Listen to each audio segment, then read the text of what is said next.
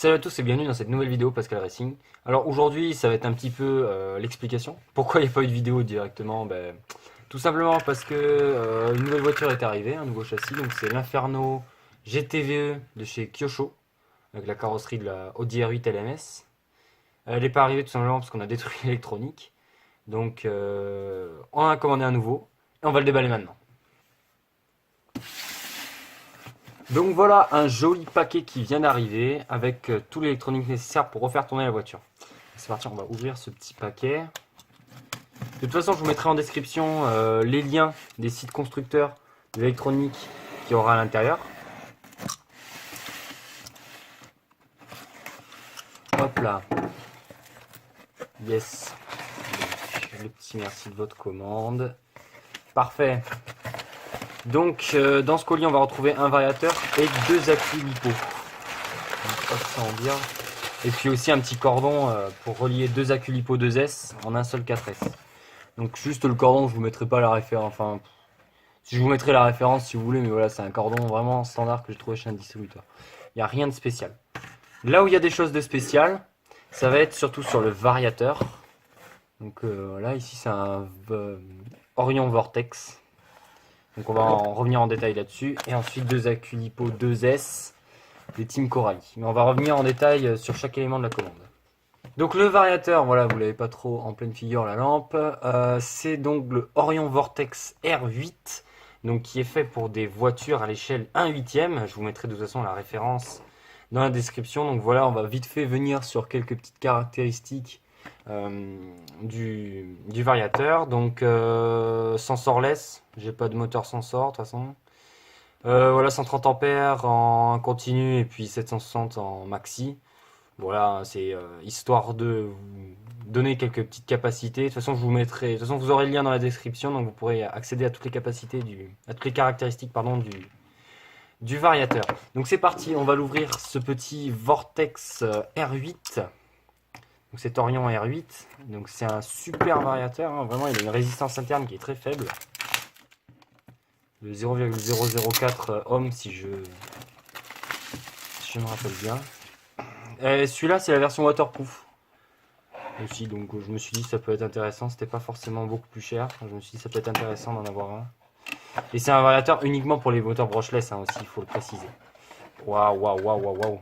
Il est hyper beau, donc voilà, le variateur Orion R8. Imitation carbone, alors ça c'est pas vraiment une option, voilà comme ça. Donc le voilà, le petit variateur qui va venir compléter donc, ce châssis. Je l'ai pris directement en DIN parce que toutes mes batteries sont en DIN, toutes mes autres voitures sont en DIN, donc du coup je me suis dit voilà, on va le prendre directement comme ça. Donc voilà, il est vraiment super beau, ventilé, tout ça. Donc voilà, pour ce qui est du variateur, est-ce qu'il y a d'autres choses ou pas dans la boîte? Ouais, voilà, alors on y est là, des petits stickers Orion. Super, ah ça c'est bien par contre, c'est des petits autocollants pour fixer l'interrupteur et le variateur. Donc ça c'est super, bon, des petits Rizan, pareil pour fixer, et puis le manuel. Alors ce qui est des accus, bon je vais en déballer qu'un seul, hein, puisque de toute façon c'est les deux mêmes. J'ai pris des Factory Team, des Racing Sport, donc ils font 57 décharges. Voilà pour ce qui est du caractéristique technique. De toute façon je vais vous montrer, c'est des 4500 mAh à 50C. Donc voilà des accus rouges, hein, la team Coralie. Ils sont plutôt pas mal. Voilà, alors ils sont jolis, franchement j'en avais d'autres, j'en avais des anciens en 45C, ils sont jolis, ils sont jolis. Donc voilà, donc des petits accus en hard case, bien sûr, et en sortie DIN pour être compatible avec le variateur. Donc voilà ici la prise d'équilibrage. Je vais vous faire un petit timelapse du montage de l'électronique sur la voiture, et puis après on essaiera tout ça.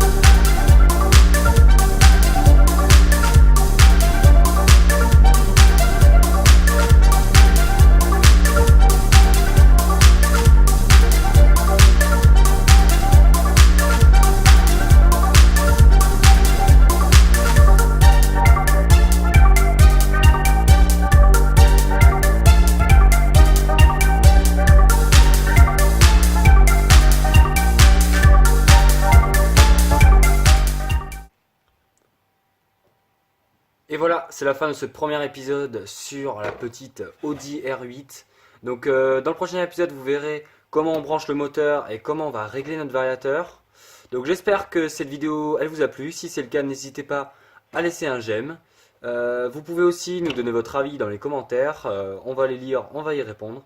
Pour ça, il n'y a aucun souci. Et puis pour ne pas rater tous les épisodes qui vont arriver, n'hésitez pas à vous abonner à la chaîne.